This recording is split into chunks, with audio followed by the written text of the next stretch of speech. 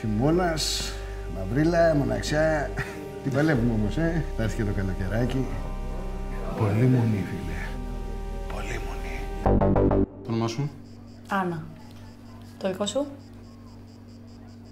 Κωστής. Όλοι τα χέρια ψηλά!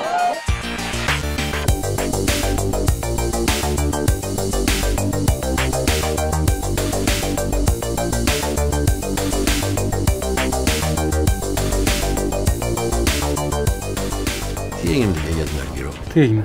Ήρθε λέει να τη δεις και δεν τη δέχτηκες. Τι έγινε? Λέγανε διάφορα. Ότι πίνεις, ότι... καθίστε καλά, τους έλεγα. Καθίστε καλά, είναι πολύ εντάξει ο άνθρωπος. Άννα. Άννα. He's pathetic.